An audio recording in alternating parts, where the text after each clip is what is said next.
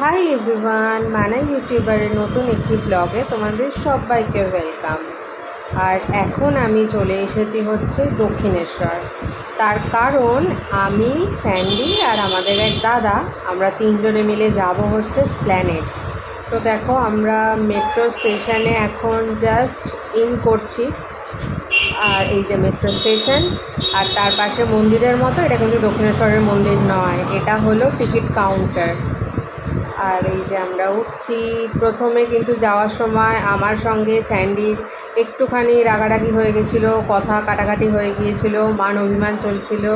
তার জন্য আমি পিছনে দাঁড়িয়ে গেছি, বেশি ভিড় ছিল না। দেখো স্যান্ডি দাঁড়িয়েছে, কিন্তু আমরা যেই ওপরে উঠলাম দেখলাম আগের মেট্রোটা আমাদের টাটা বাই বাই করে দিয়েছে। এবার আমাদের ওয়েট করতে হবে।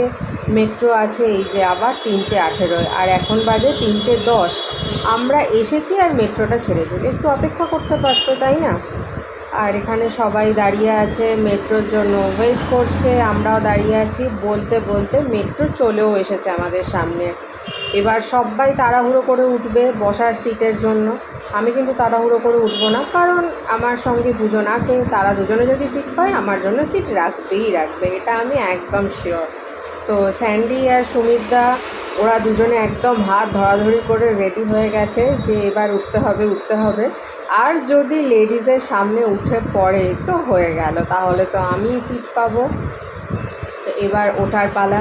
সবাই দাঁড়িয়ে আছে। আমার না এই মেট্রোতে ওঠার সময় একটু বেশি টেনশন শুরু হয়ে যায়, কারণ হচ্ছে ওই ধাক্কাধাক্কি করে উঠতে হবে বলে। এটা ঠিক আমার ভালো লাগে না, ভয় লাগে যে এই রে যদি পড়ে যায়, বা হাত থেকে যদি মোবাইলটা ফসকে পড়ে যায়। এই দেখো ওরা দুজনে বসে আমার জন্য সিট রেখে দিয়েছে।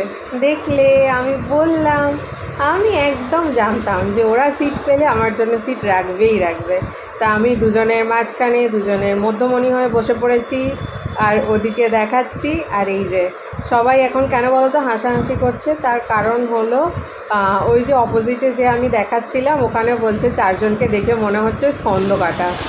না সরি, স্কন্দকাটা না, মানে চারজন শুধু মুন্ডু দেখা যাচ্ছে এরকম মনে হচ্ছে। আর এখানে দাদা এখন দাদার জ্ঞান দিয়ে যাচ্ছে আমাদের, ছোট ছোট ছেলে মেয়েদের হাত ধরে নিয়ে যাবে। এই যে কত রকম কথা বলছে। মেট্রোতে উঠে আমাদের রাগ পাগ সব ঠিক হয়ে গেছে। স্যান্ডি প্রথমেই কিন্তু বলতে শুরু করে দিয়েছে, দেখলি সেই সিটটা কিন্তু আমাদেরই রাখতে হলো, যতই লেডিস পাওয়ার বলুক। তো যাই হোক, আমরা মেট্রোতে বসে পড়েছি। হ্যাপি জার্নি আমরা সবাই সবাইকে বলে নিয়েছি। আর এই দেখো এখানে কী বলবো, আর নোংরার স্তূপ।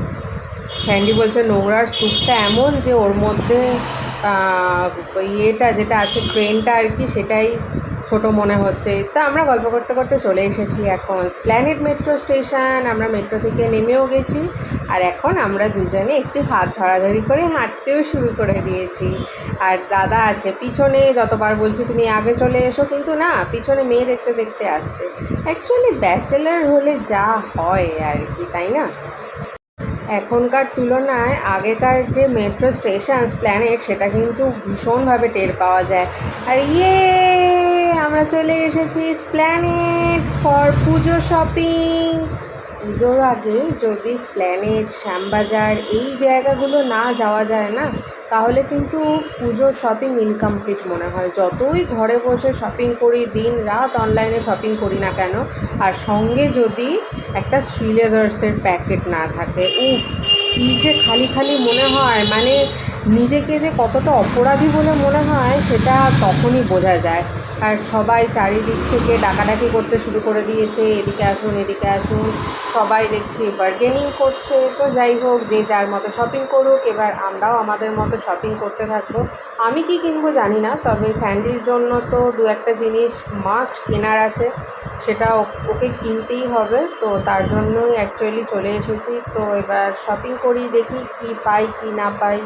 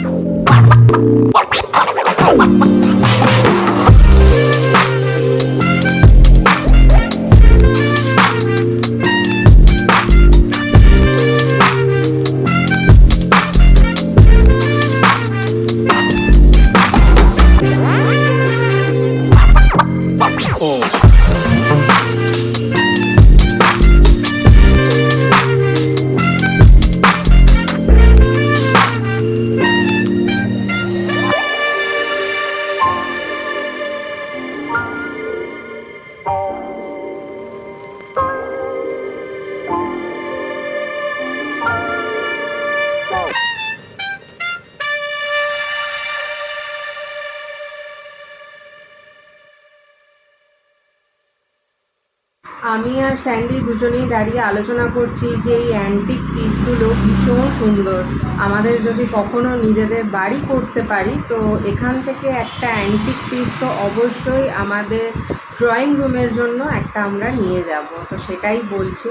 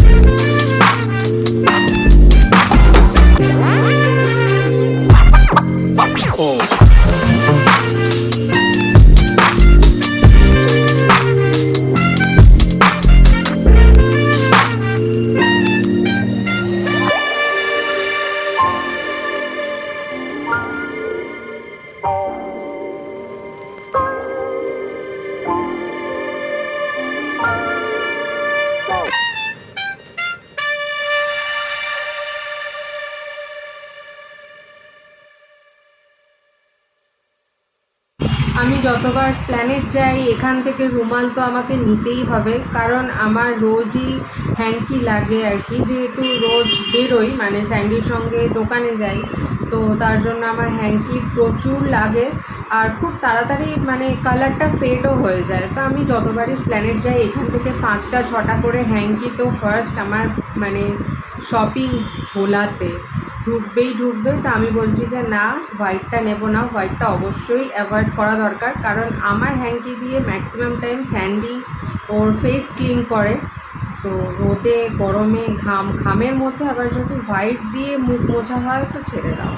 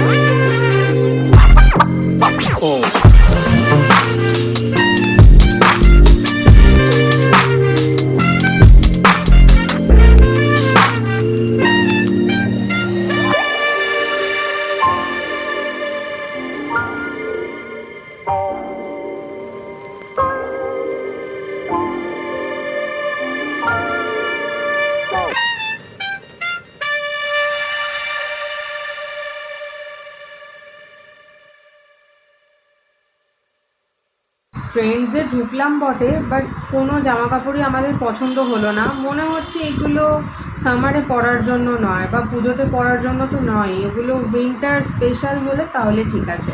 আর এখন আমি একটা ঝোলা টাইপের ব্যাগ কিনছি, যেটাতে আমি আমার যে বাতির জিনিসপত্র সেগুলো ও বাড়িতে নিয়ে যেতে পারি। সেগুলো নিয়ে যাওয়ার জন্য এখানে এরকম ব্যাগ হলে খুব ভালো হয়, আদারওয়াইজ তো ভারীতে ব্যাগ ছিঁড়ে যায়। তো এই ব্যাগটা পছন্দ করছি। আমি জানি না, এই দুটো আমার হাতে আছে, যেটা স্যান্ডি বলবে আমি সেটাই নেব। আর এখানে প্রচুর পুলিশ দিয়েছে, যেমন ভিড় হয়েছে সারাক্ষণ পুলিশ মাইকিং করছে, যে মানে আর কি যেটা চলছে এখন আমাদের কলকাতায় জানোই তো। উনি বলছেন যে এই ব্যাগগুলো, তো আমি বললাম যে না, এই ব্যাগগুলো আমার লাগবে না। ভীষণ দরদাম করেছি, দরদাম করতে করতে এই ব্যাগটা আমি 100 টাকায় নিয়েছি। ইয়েস, ব্যাগটা বলেছিল হচ্ছে 250 টাকা, কিন্তু আমি তো 250 টাকায় নেবো না, অথচ ব্যাগটা আমার পছন্দ, তো আমি সেটা 100 টাকায় নিয়েছি।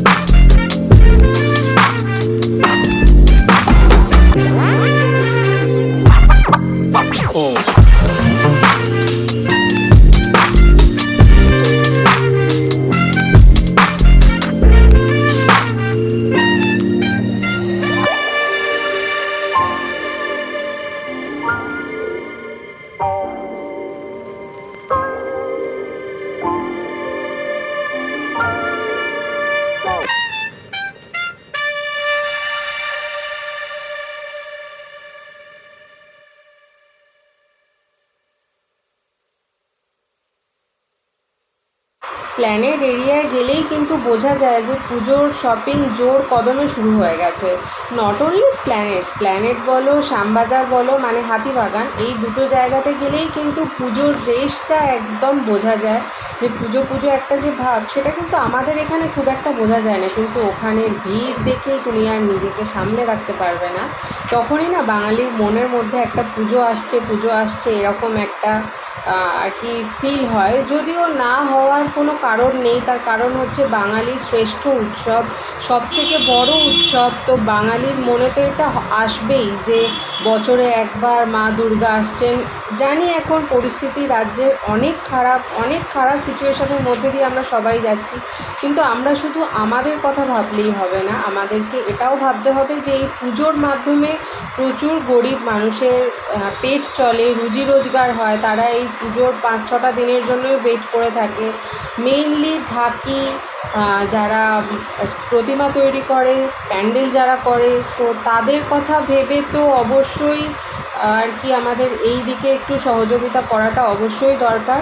আর খিদে পেয়ে গেছে, কী খাবো, তাই ভাবলাম যে আগে একটু ফল কাটা খাই। প্ল্যানেটে এলে না ফল কাটা খাওয়াটা এটা একটা মানে আমাদের মধ্যে ট্রেন্ড বলতে পারো, যে খাবোই। তো স্যান্ডি বলছে যে একদম সুন্দরভাবে ভালোভাবে ফলটা কেটে বানিয়ে দাও। আমরা এক প্লেটে নিলাম, 50 টাকা নিয়েছে, যেটা আমরা 3 জনে মিলে ডিভাইড করে খাবো। তারপর দেখছি আরও অন্য খাওয়া দাওয়া তো হবেই, সঙ্গে শপিংও হবে। ফলটা খেয়ে ভাবছি একবার স্প্ল্যানেড নয়, শ্রীলেদার্সে ঢুকি, যেটার জন্য এখানে আসা। তো ফলটা আগে খেয়ে নিই।